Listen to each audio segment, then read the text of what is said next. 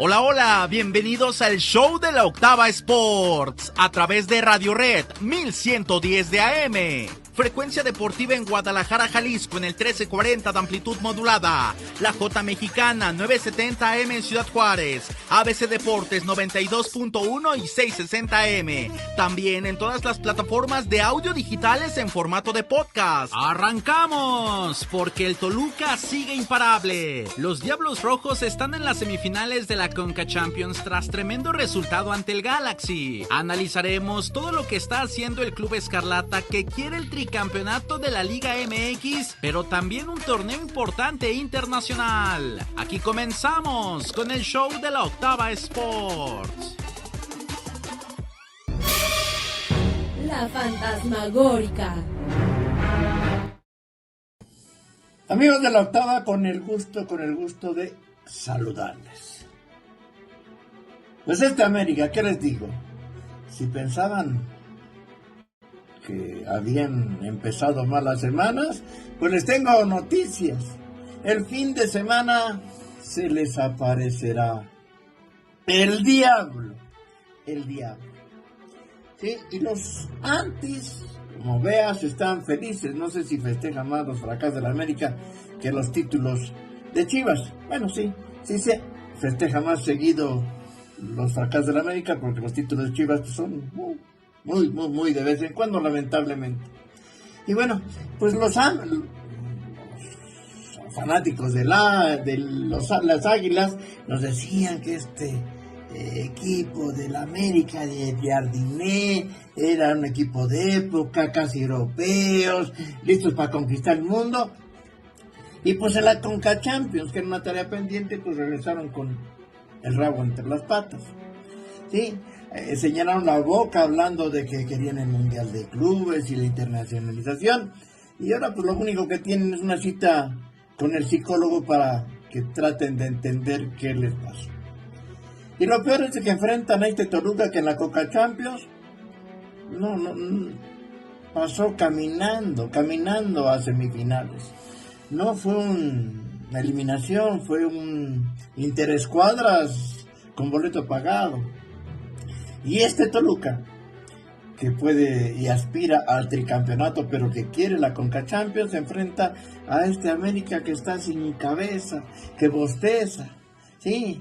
Y lo que viene no nada más son los 3 puntos. El Toluca, si le gana al América, lo pone en serio predicamento para alejarlos fuera de la liguilla directa, que sería un total drama. Fuera de la liguilla y con el Toluca pudiéndole competir por el tricampeonato.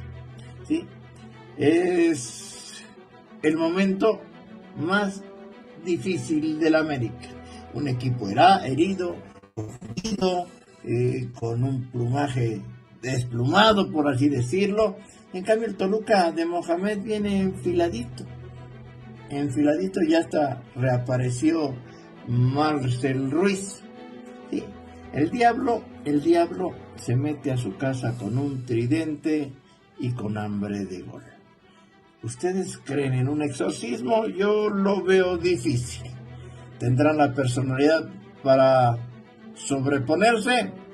¿O de plano se los llevará el diablo?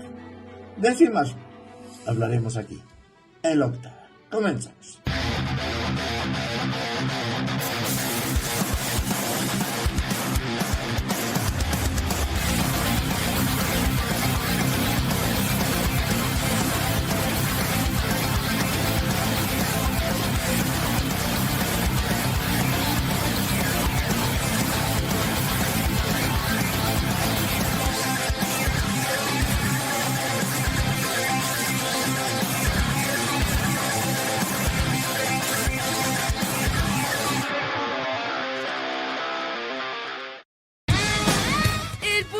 De la Champions Cup.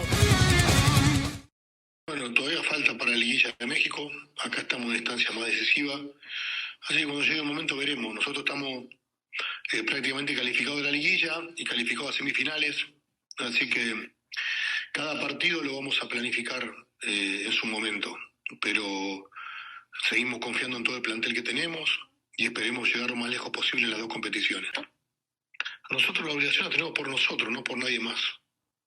Nosotros sabemos de principio de torneo que somos candidatos, asumimos el rol de candidatos y no nos quitamos la presión de buscar ese título.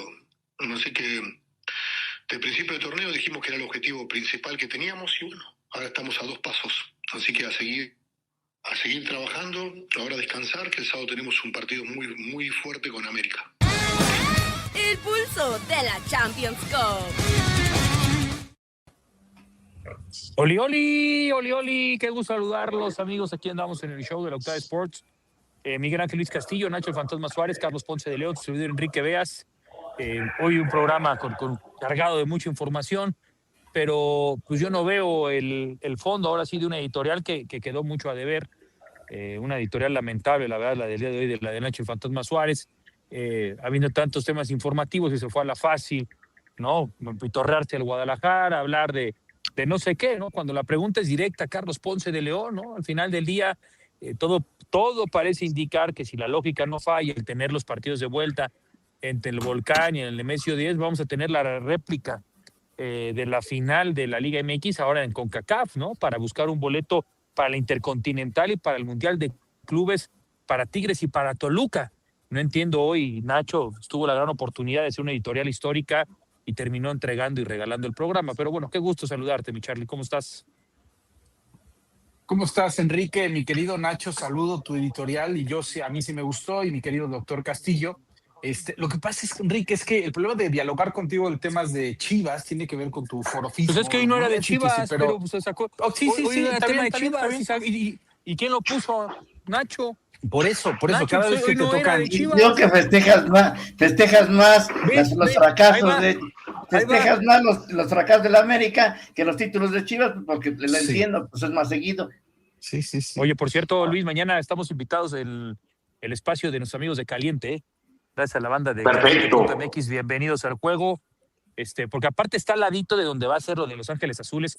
Andamos en el Club de Golf Chapultepec a las 5 de la tarde. No, qué fiesta, ¿eh? Uno de los mejores eventos, sin duda alguna, que hay deportivos en nuestro país. Espectáculo, ambiente, fiesta, para todo este fin de semana, ¿eh? ¿Cuánta gente va?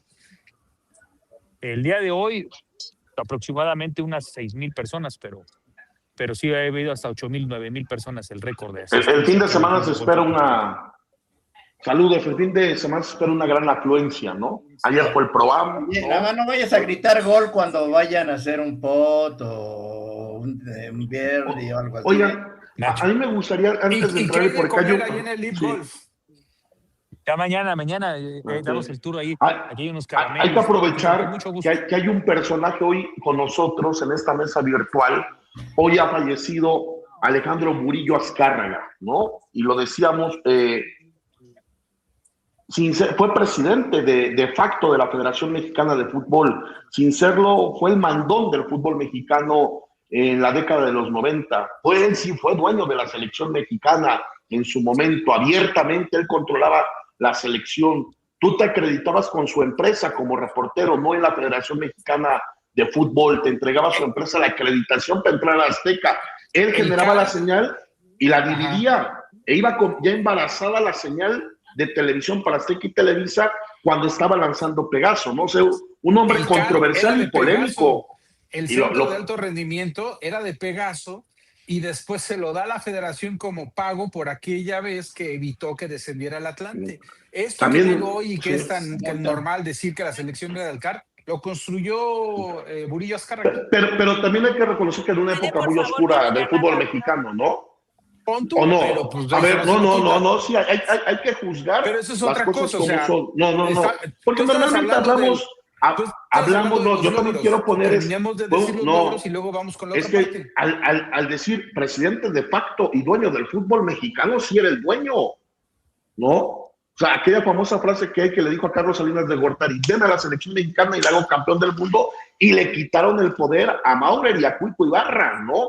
En esta lucha intestina, cuando sí era el poder, la lucha por el poder en el fútbol mexicano. Que también hubo una coyuntura, ¿no? Ante el fallecimiento de su primo, el famoso Tigre Azcárraga. Él se queda era su tío, ¿no? Nacho, su tío, don Emilio Azcárraga Milmo, su tío. Sí, mira, yo tuve... Él se queda ahí al frente de esa puca. Yo tuve la fortuna de tratarlo mucho tiempo, de trabajar para él de manera directa en muchísimos de sus proyectos. Y como todo, a final de cuentas, vas a hablar de una gente que fue Televisa, que tenía el poder, cosas que no tienes que inventar, porque es una historia que todos conocemos. Yo en lo personal, la verdad, me puede mucho enterarme de la noticia, es una pena. Yo trabajé mucho tiempo directamente con él. Cuando llegamos a Televisa, llegó Raúl a través de Azcárraga. Y lo que te puedo decir es de que con él, con todos los claroscuros que ya maneja Castillo, quiero ahondar en lo que yo viví desde que llegué a la empresa. Adelante. Él fue un antes y un después en Televisa. Lo que te contaban que era Televisa antes de la llegada del Güero Burillo era abominable. Había un teléfono rojo en las transmisiones de fútbol que manejaba el director de cámaras de apellido Rocha. Ese teléfono rojo estaba directamente conectado a los teléfonos de Emilio Azcárraga, Emilio Díaz Barroso, el Güero Díaz Barroso. Era una familia, eran dos. El Güero Burillo era hijo de una hermana de don Emilio Azcárraga Milmo y el Güero Díaz Barroso, hijo de otra. Pero eran personalidades encontradas y no se querían. Y cuando llegó el Güero Burillo y perdió el poder Emilio Díaz Barroso, una de sus primeras reuniones con la gente de deportes, principalmente en el estudio que después fue Televisa Deportes, dijo, a ver, las cosas tenemos que hacerlas de manera diferente. Ya estoy hasta la madre. Él le iba a la América, ¿no? Pero ya estoy hasta la madre de cómo se han manejado las cosas. Aquí nada más les voy a pedir dos cosas. Si el América o el Atlante la caga, hay que decir las cosas como son. Pero aquí solamente se respeta a la Virgen de Guadalupe y al ejército. Y cuando tengan elementos para decirlo, lo van a decir. Pero en Televisa había mucha autocensura, como antes eso yo no lo viví, pero te contaban todos los compañeros que tenías, si criticabas a la América, si el teléfono rojo que existiera para que no pasaras una repetición, si era un penalti dudoso. Decía Emilio el Güero Díaz Barroso, no pongas esa repetición, o pon esa falta 3 veces de esa que le cometieron a la América. Ese era el teléfono rojo. Él trató de cambiar ese tipo de cosas. Una de muchas anécdotas que tengo en lo personal fue, yo creo que ustedes sí se acuerdan de ese partido donde después vino el Bernie Ulloa, creo que en una semifinal Monterrey contra América. Pero no sé si es semifinal o creo que sí fue la semifinal. Fue semifinal, Bernie. Bueno, el primer partido se jugó en Monterrey y gana Monterrey 1-0 con gol de Germán Martelotto. Entonces, ese día de su oficina Cuchonal me dice, tenemos que reunirnos con el Güero, te espero en el 7º piso. Sí, ahí donde se hizo el Palomar después, era la oficina del Güero Burillo. Y subimos a ese 7º piso y entonces se alegaban en ese momento el Güero Burillo, Cuchonal, Chapa, Quise, toda la gente de fútbol del grupo de fútbol de Televisa. Estábamos ahí frente a una pantalla grande y dijo, no, pero es que hay que, mire, nada más es que fuera del lugar de Martelotto, pero las tomas que había, creo que la transmisión fue de en aquel tiempo, no sé si era todavía Imevisión o era Azteca, creo que era Azteca ya, y no había una toma que midiera exactamente el momento del toque a donde estaba ya Martelotto solo. Y entonces decían todos, no, pues sí, eso fuera de lugar. No, fantasma, hay que hacerlo. Digo, ¿y de dónde lo tomo? Si quieres, no importa, con digitales le pongo 2 defensas atrás, pero no hay evidencia. Y entonces todos, oye, y entonces todos se enojaron porque yo lo contradije. Bueno, si quieres yo pongo 2 monitos en digitales y lo van a estar habilitando. Si quieres que no se fuera al lugar, inventamos que no se fuera al lugar, pero creo que no es el caso porque no tienes evidencia. Y se me queda viendo, dice, mira, esos son huevos, se queda así. Y ya no se comentó nada del fuera al lugar, se comentó que no tenía evidencias, era así. También tuve una en la Copa América. Nacho, perdón la interrupción, esto que dice Luis también, y otra seguí escuchando también ese anecdotario que tienes, y ahora que recuperó bien la conexión Carlos Ponce de León, sí es porque sí es un agente de cambio del fútbol mexicano, ¿no? O sea, alguien que agarró y muy con su liderazgo, muy a su estilo y muy con sus formas, pues terminó generando gran parte de la historia moderna del fútbol mexicano. Sí, mira, la Copa Libertadores se comenzó con Maure y con Ibarra, con esos sobornos y los Rolex. Él las canalizó, porque ya sabían que daban mucho dinero los directivos mexicanos, y él también tuvo que sobornar a los de Conmebol. ¿Para qué? Para que entrara a México a la Libertadores, porque ya tenía la Copa América, los sobornos de la Copa América, pero la Libertadores la consiguió él, y con su lana les pagaba una lana a los venezolanos que no existían, le doy una lana, y competimos contra ellos, y el que gane pasa a las Libertadores, y se hizo la famosa Prelibertadores. Ese torneo que tantos añoramos se dio. Lo trajo. Así empezó. Sí. La pre con los venezolanos. Oye, Nacho, tú que estuviste con él, hay mucha gente que a lo largo de los años de esto trabajó con él y me han dicho que era muy generoso con sus colaboradores, ¿no? O sea, un tipo generoso con sus colaboradores.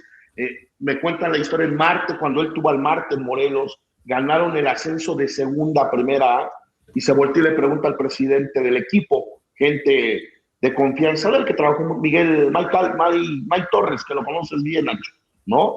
Que estuvo trabajando, ¿y qué les vas a dar de premios? ¿No? No, pues no hay nada, pues vete y les compras un reloj en el Sanborns de tal cantidad, o sea, era un tipo con su gente, es lo que dicen, generoso, ¿no, Nacho? Era un tipo generoso, y ese cambio, digo, que tiene muchos claros oscuros, evidentemente. Él era el consentido de Emilio Azcárraga Milmo para sucederlo. Antes en aquel momento el Tigrito lo mandaron a Tijuana que medio se preparara y que le bajara la fiesta, y allá conoció a Bernardo y todo el rollo. Pero él era el presidente del Consejo de Administración. El Güero Burillo es exiliado por el pusilánime de Ernesto Zedillo, el presidente de la República. Él controlaba, como presidente del Consejo de Administración, controlaba también editorialmente lo que eran los noticieros en Televisa. Y él directamente le da la libertad a Ricardo Rocha para que transmita los videos de Aguas Blancas en Guerrero, donde se ven las masacres. Y el tema tan delicado, el güero dice, tenemos que cambiar, nosotros vamos a dedicarnos a hacer televisión. Y entonces el Güero Burillo decide, sí, pásalo, y lo pasa Ricardo Rocha. Eso provoca un enojo inmenso con el pusilánime de Ernesto Zedillo, y le pide a Azcárraga Milmo, que ya estaba enfermo, que quitara al Güero. Y el Güero tiene que salir, porque revisen los archivos, de repente desapareció el Güero Burillo. El Güero Burillo tuvo que irse a la India y estar ahí muchos años antes de regresar otra vez a México al fútbol. Ahí se perdió muchas de las cosas que él había planeado, pero sí fue un parteaguas con sus claroscuros, como todas las personas somos. Claro. Te cuento las vivencias más importantes, algunas de las vivencias más importantes que tuve con él. Ya ni te cuento las de Cuauhtémoc Blanco o las que vimos en la Copa América. Sí, cuéntalas. Alguna vez, Pues, por fíjate, cierto, estábamos en la Copa América de Bolivia. Y, 97, ¿no? Ajá, y había un lugar que se llamaba El Curris, al que dicen que estaba bonito, y había muchachas malas. Entonces, en ese video, en ese momento, pues no había los teléfonos celulares ni las cámaras. El güero tenía una camarita así chiquita. Y entonces, pues uno de sus choferes o él fueron al Curris, y ahí estaba Ronaldo, Roberto Carlos, todos los brasileños, bien acompañados y todo. Y entonces me dice, mira, Fantasma, lo que grabé. Y le dije, pero pues qué caso tiene ponerlo, güero. O sea, ¿cuántos niños quieren ser como Ronaldo, Romario? Por esto que es como ventaneando, pues hay que criticarlos si no ganan la copa o algo. Cámara, Nacho. Tiene razón. Y ese video que grabó la gente del Güero no pasó. Era un materialazo, Nacho. No, pues así no, pues si te contaras que viví con el gobernador, con la selección de Brasil, las fotos que tengo, pues el gobernador, entonces esos están peores. Pero son de esas cosas prohibidas. Don Ignacio Fantasma Suárez, las grandes fantasmagóricas alrededor de Nacho, uno de los grandes personajes de la historia del fútbol mexicano. Yo te mando un abrazo porque se nota que podemos percibir en cómo se te quiebra la voz al recordar al Güero Burillo. Es una pérdida que sientes. Te mando un abrazo. Ojalá que podamos escucharte con más anécdotas, porque hablar de un personaje como el Güero me parece que hay para escribir un libro, ¿no? De todo lo que hizo, y ojalá que, primero te mando un abrazo, lo siento mucho por esta pérdida, y después ojalá que puedas seguir contando ya en otros espacios más de las anécdotas que viviste con él. Porque fuiste un hombre muy cercano. Nacho, yo te preguntaría... También por cierto, un fuerte abrazo a toda su familia y a Renata Burillo, ¿no? Claro. Que hoy por hoy, junto con su esposo, con Álvaro Falla, preside el tema de Mextenis, ¿no? Y el abierto. Fuerte abrazo también para Renata. Nacho, yo te preguntaré, ¿qué lugar ocupa en tu vida Alejandro Burillo? ¿No? De Pegaso. ¿Qué lugar ocupó en tu vida el Güero Burillo, Nacho? Uno muy importante. Muy, muy importante en mi formación periodística. Esta libertad que he tenido, la verdad, nunca me dijo no. Nada más me dijo, tienes muchos huevos, un día te voy a recoger en otro lado.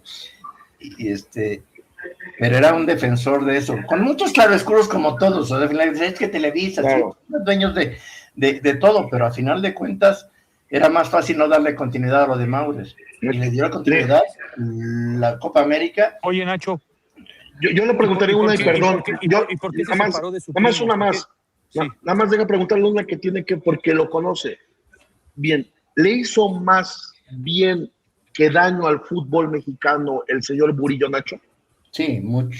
Cambió todo. Cierto, estamos en fútbol, pero yo creo que no se hubieran logrado los cambios tan radicales, porque Maurer y Ibarra tenían muchos ideales, pero no tenían atrás a las empresas ni la lana, y en el fútbol, si no tienes lana y no tienes apoyos, pues las ideas son muy difíciles que se plasmaran, y esta comercialización que se tiene del fútbol mexicano, se lograron gracias a eso. El Atlante estaba a punto de desaparecer, lo rescató. Digo, muchos dirán, es que se originó la multipropiedad. Pues sí, se originó la multipropiedad, pero era en un México totalmente, en un contexto de un México totalmente diferente. Era Atlante y Jaguares, ¿no? No, tuvo Atlante, tuvo Jaguares, todos los que les compró el Toño García, pero Necaxa creo también, ¿no? Era el comité de fútbol de Televisa. Estuvo a punto de comprar Chivas, Nacho. Estuvo muy cerquita. Cuenta esa anécdota de Chivas. Iba a ser el dueño de Chivas.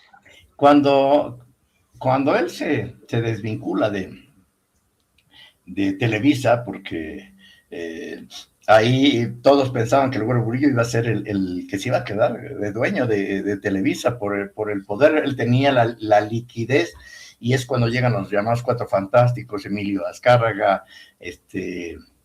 Angoitia y todo. Él cuando le tienen que pagar su lana, el que tiene liquidez es él.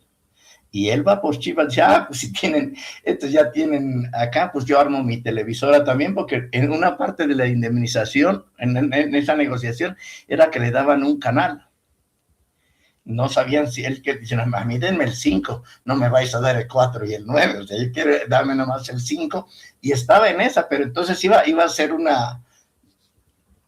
bonito enfrentamiento. A final de cuentas se hizo otra negociación, dijo sí quiero ir a Chivas, y negoció por Chivas, y estuvo muy cerquita de Chivas, y si no mal recuerdo, creo que fue García Paniagua, Marcelino García Paniagua, el abuelo de Harfuch, que dijo no puede, él estaba Aurelio, era Aurelio Martínez. Aurelio Martínez era, pero don Marcelino era el que mandaba, que era uno de los, era hermano de Javier, el papá de Harfuch. Era tío. Tío, don Marcelino. Y entonces, pero era bravo, don Marcelino era bravo, dijo, no, mi bueno, no puede estar en manos de Televisa, la Chivas, y mira que necesitaban lana, y lo evitaron por el orgullo, porque estaba, en aquel momento, ¿quién tenía lana? No costaban, no eran los precios de ahorita. Claro. Y estuvo a nada de comprar Chivas. Oye, Nacho, y lo que te decía, ¿por qué se fragmentó la relación con el primo? ¿Por qué nunca hubo otra vez esa relación con Emilio Azcárraga Gallán? Porque pensaban que el heredero pues tendría que ser Emilio Azcárraga Gallán, ¿no? Pero la cercanía en el manejo del concepto de negocios, de la formación, era más cercano el Güero Burillo a Emilio Azcárraga Milmo que el propio Emilio. Emilio estaba muy chiquito, andaban en el desmadre, o sea, no lo veía como el heredero en el que se transformó, entonces era mucho más cercano. Y para comprar, entonces decían, el Güero va a terminar comprando todas las acciones. En aquel momento, cuando se da la separación, para comprarle al Güero Burillo las acciones, ¿a quién le vende Emilito? ¿O con quién se alía? Con Carlos Slim, el 25%, y con Arambuzabala, y con alguien, y le compran sus acciones al Güero Burillo, porque era el Güero Burillo, Díez Barroso y los Cañedo. Y en esta renegociación, esta ingeniería que decían les va a salir mal, van a tenerle que pedir dinero al Güero Burillo y va a tener que rescatar a Emilio, a Bernardo y a Angoitia, y al final de cuentas no fue así. Pudieron salir adelante, le dieron y reingeniería la empresa, y para bien o para mal, separaron sus caminos. Y por eso después se dedicó el fútbol, lo dejó medio asqueado, le sacaron mucha gente, le sacó lana hasta por donde no, y se dedicó al tenis. El abierto de tenis es de él, es invención de él. Claro. Pues bueno, hay muchos mensajes, mi Nacho, pero ¿te parece? Dice, ¿creen que se mete hecho el elimino a Chivas? Ya me fue después el programa, el fantasma sigue con sus historias, fue el impulsor de la selección del 94, y en Televisa muchos traen la escuela, el mismo Aguirre, muy importante para Televisa, que en paz descanse. Solamente Nacho puede contar sin susto lo que pasó con el doping de Carmona y Galindo.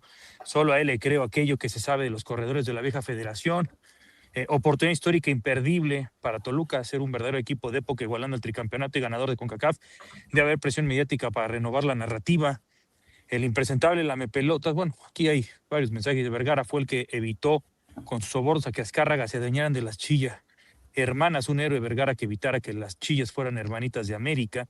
Le arde el nudo de globo al Terian Porcino cuando le hablan de la realidad del Guadalajara. Bueno, muchos mensajes de Burillo, americanista o atlantista, anécdotas de cómo protegen al falso grande del América, y luego hay cínicos como Ponce que dicen que es un equipo que lucha contra tempestades. Bueno, esto y más. Regresamos, por cierto, con el toma y daca para platicar ya de otros temas, y de nueva cuenta desde este espacio, pronta resignación a los familiares y a la gente cercana de Alejandro Burillo Azcárraga, el Güero, que el día de hoy tristemente perdió la vida. Descanse en paz. Estás escuchando La Octava Sports en Radio Red 1110 AM. Seguimos con la mesa más poderosa del mundo deportivo en La Octava Sports. Deporte Express. Amigos de La Octava Sports, ya con Joaquín Crechel. Joaquín, qué gusto saludarte de nueva cuenta. Aparte de los mejores eventos, ya traes hasta el gorrito de Live Golf. De Live Golf, claro. ¿Ese de a cómo? Ese es del año pasado. Todavía no he ido a la tienda el día de hoy. Mira, nada más. Aquí andamos con Joaquín, servidor Enríquez. Mi querido Joaquín, uno de los grandes conocedores, sin duda alguna, de la materia golfística de nuestro país, Joaquín. Tantos y tantos años, sin duda alguna, metiéndole, ¿no? Y además entendiendo la modificación y los cambios que tiene Live Golf a los torneos de la PGA. Exactamente. Mira, Enrique, muchas gracias. Yo soy aficionado al golf de toda la vida y me parece que los torneos de la Live en particular son muy interesantes porque, como dicen, es lo mismo pero no es igual. ¿Por qué no es igual? Porque aquí hay competencia individual y competencia por equipos. Cabe señalar que a todos los jugadores les encanta, manifestado por ellos, les encanta el participar como equipos porque recuerdan sus épocas en las universidades. Entonces se hace una fraternidad muy importante, número uno. Número dos, también algo que es muy importante es todos los jugadores salen al mismo tiempo al campo. ¿Qué es lo que pasa? Ahí, en muchos torneos, los que juegan en la mañana tienen un clima y los que juegan en la tarde tienen un clima diferente. Entonces, eso hace diferencia en el resultado. Entonces, aquí todos juegan al mismo tiempo y es mucho más dinámico. Otra cosa importante de la Live es que en todos los torneos de golf hay silencio absoluto todo el tiempo y aquí no. Aquí lo que hay es... Bueno, en el de Arizona no, en el de Phoenix me tocó estar... Sí. Coincidió con el Super Bowl y el hoyo 18 es una fiesta, ¿no? Y todos pueden echar hasta chelas y todo, ¿no? Exactamente, pero aquí normalmente es todo el mundo callado y aquí hay música casi en todos los hoyos. No, de hecho cuando pasan al hoyo 1, que como tú lo dices, todos van saliendo de formas distintas, en esa salida como está el DJ residente, que por cierto aquí está como en una especie de cápsula del Día de Muertos con una calavera y todo, y como muy peculiar, como les encanta, ¿no? A los extranjeros que México tenga hasta esa tradición del Día de Muertos, y ahí cada uno va teniendo su canción para salir con su primer golpe. Exactamente. Digo, ese es el primer golpe del drive de salida. Del drive, sí. Pero de todas maneras, cuando van llegando todos al hoyo 1, es el mismo fenómeno y ahí están, como que hasta motivándolo, no importa si sea ya su tiro, ¿no? El que sea, pero es parte de las características entonces que tiene cada campo. Bueno, hasta tienen sus playlists de cada campo. Exactamente, no, mira, yo pienso que la gente del Live le ha dado la vuelta al deporte del golf de manera importante. Y una cosa bien importante también, por ejemplo, el día de mañana, al terminar la jugada de golf, van a venir Los Ángeles Azules, un concierto, que eso no cualquiera tiene acceso a eso. Y el sábado viene también un DJ, Sophie Tucker. Sí. Entonces eso lo hace divertido. Ahora, lo que es más importante... Bueno, por cierto, muy bueno, Sophie Tucker es bandaza, ¿eh? Ahora, regresando al principio, fíjate, en este torneo... Pero el nivel deportivo. A eso voy. En el nivel deportivo, en este torneo hoy hay 11 jugadores que han ganado un torneo mayor. Te diría, desde Dustin Johnson, Marty Kaymer, que ganó también un Masters, igual que Johnson ganó US Open y un Masters. John Ram, que ha ganado US Open y ha ganado también un Masters. Bubba Watson ha ganado 2 veces un Masters. DeChambeau, que es un jugador sasasazo, es decir, la mata cuando le pega la bola. El año pasado se subió de un golpe en un par 4 en el hoyo 1, todo un show. Sergio García, ganador de un Masters. Graham McDowell, también ganador de un Masters. Luis Oosthuizen, ganador de otro Masters. Schwartzel, también ganador del Masters. Cameron Smith, ganador del Open británico.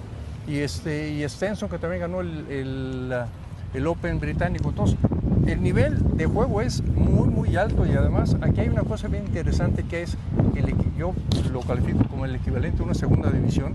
Aquí sí hay descenso. Los jugadores que no obtengan, tengan un buen desempeño a lo largo de la temporada, no recuerdo cuántos son, creo que son como 10, los que los eliminan y los renuevan por jugadores que vengan a meterle mucha competencia a esto. Y también por ahí hay el caso de un jugador que se llama... Vete para acá, Joaquín, te vas haciendo de lado y... No, está el tema de... Hay un jugador que se llama Anthony Kim, que era una gran figura, parecía que todo iba a jalar muy bien con él, y lamentablemente tuvo un problema de adicciones, y este año regresó en enero y ganó un torneo, y está otra vez... El golf te da muchas oportunidades, el deporte en general te da oportunidades, y en mi opinión lo de Anthony Kim es sobresaliente, pero yo te diré que venga la gente a ver el torneo, está espectacular, y además a los que no les gusta mucho el golf, pues a lo mejor hay ¿Son los 4 días? ¿Hay corte? No hay corte.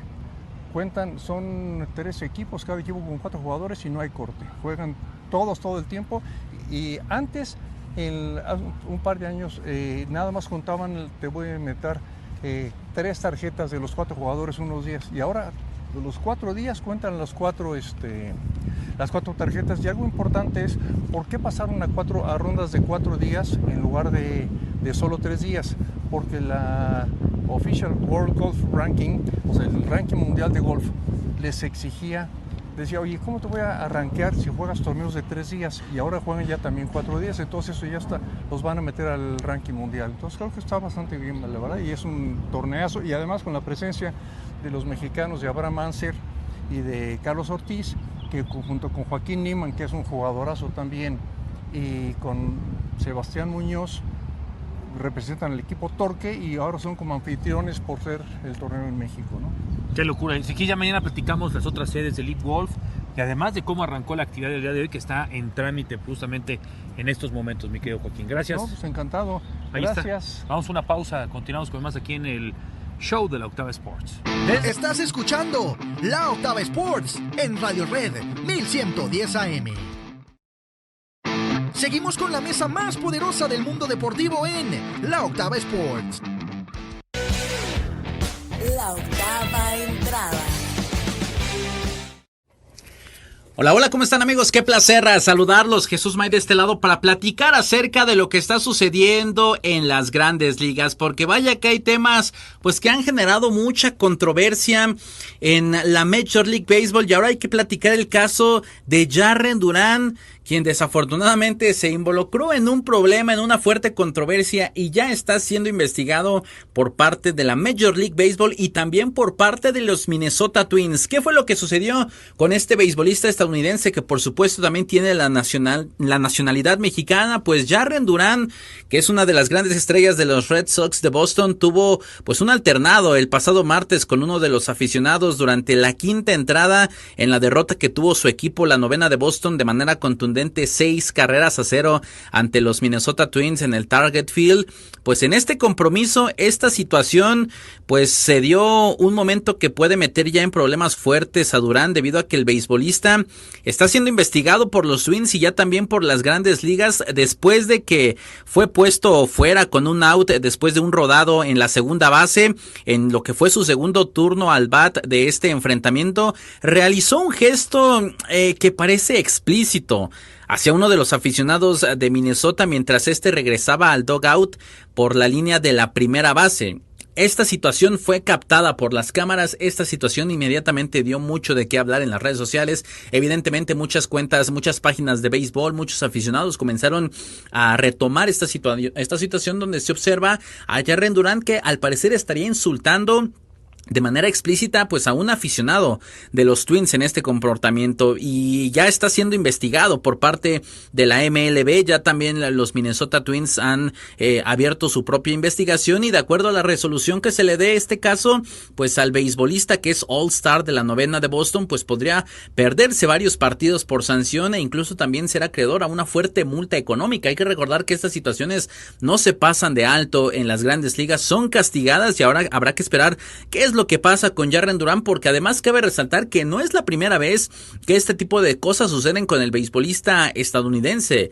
Hay que recordar que también en el 2024, tras una fuerte derrota que tuvo su novena de Boston en contra de los Astros de Houston, lanzó un grito homofóbico contra uno de los aficionados Este aficionado ya lo había insultado demasiado, se estaba enfrascando en una conversación ríspida con él, y Jarren Durán pues terminó insultándolo con insultos homofóbicos.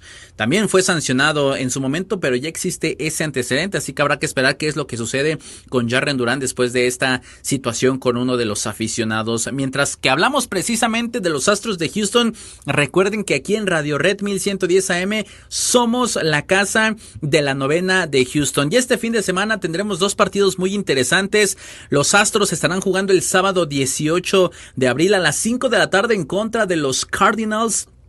Y después el domingo 19 de abril se continúan las emociones de esta serie en contra de los Cardinals, pero ese compromiso será al mediodía, a las 12, para que lo tomen en cuenta. Recuerden que cada fin de semana les llevamos las emociones de los compromisos de los Astros de Houston. Por lo pronto, ha llegado el momento de despedirnos. A nombre de todos los que hacen posible este espacio, el show de la Octava Sports, nos escuchamos y nos vemos mañana. Que tengan un excelente día. Esto fue la polémica, el análisis y el debate de lo que muchos no se atreven a hablar. Aquí finaliza la Octava Sports de Radio Red 1110 AM. Audio Centro.